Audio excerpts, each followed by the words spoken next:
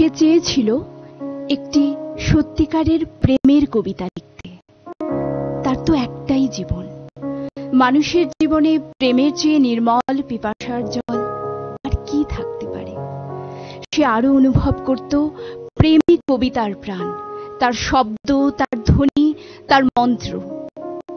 কিন্তু তার কবিতা একটার পর একটা, তার নিজের লেখা কবিতা, কি প্রেম, কি জল, এমনকি পায়ের নিচে শক্ত মাটি পর্যন্ত খুঁজে পেল না।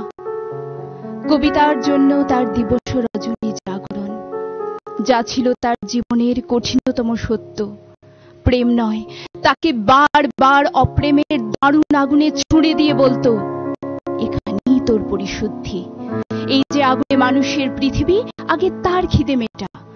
তোর সমস্ত কবিতা, তোর সমস্ত কবিতা সে তার ক্ষুধার্ত জিভ দিয়ে চেটে খাবে।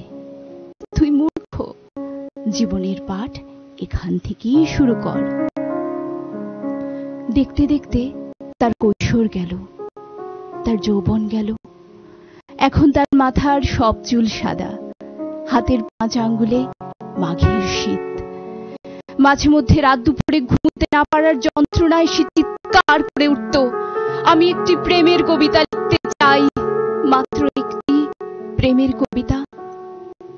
আর তখনই শোনা যেত তার বুকের মধ্যে, তার মাথার ভেতরে সেই কঠিন তিরস্কার, বুড়ো হয়ে গেলি, এখনো স্বপ্ন দেখছিস?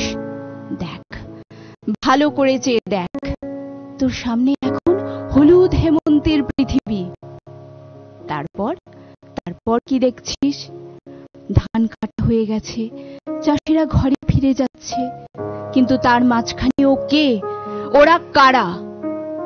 দেখতে দেখতে তার পাকা ধানের পৃথিবী খুন খারাপি, লাল, লাল থেকে আগুন, আবার আগুন। আগুন, তুমি আমাকে সারা জীবন ধরে পুড়িয়েছ, কিন্তু আমি তো শুদ্ধ হলাম না, শুধু পুড়েই গেলাম। আমি সারা জীবন হাজার হাজার মানুষের দীর্ঘশ্বাস, তাদের সর্বনাশ আমার জটায় বেঁধে সরস্বতী নদীর জলে ঝাঁপ দিতে গেলাম, কোথাও তাকে খুঁজে পেলাম না। তুমি আমাকে কি জীবন শেখাও আগুন? এ কি মানুষের জীবন? তাই একটি মাত্র প্রেমের কবিতা।